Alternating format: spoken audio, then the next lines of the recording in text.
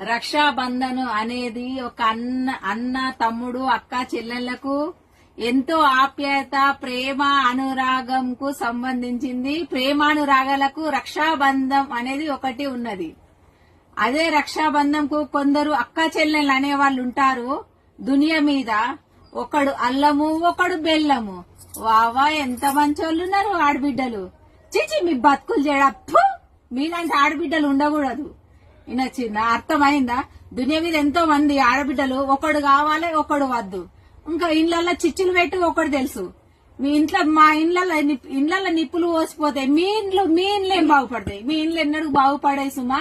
ఇది ఒకటి గుర్తుంచుకోండి. ఒకరి ఇంటి ఆడబిడ్డను మీరు కూడా ఆడబిడ్డలై ఉండి ఇంకో ఇంటికి వెళ్ళి వచ్చిన ఆడబిడ్డను చాలా ఏడిపిస్తున్నారు.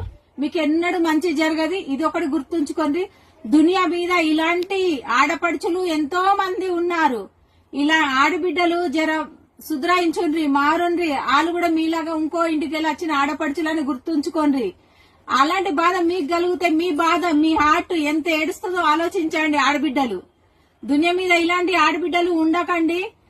అన్నదమ్ములు అయినా అక్కయ్యలైనా అందరూ ఒకటే తల్లి కడుపులో పుట్టినోళ్ళు, ఒకే పాలు తాగినోళ్ళు.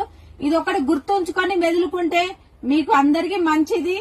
అందరి కుటుంబం అందరి ఐక్యత ఒకేలాగా ఉంటుంది. అందరు కలిసి మెలిసి ఉంటే ఆడబిడ్డల వల్ల ఎన్నో కుటుంబాలు ఎడిపోతున్నాయి. అవునంటారా కాదంటారా?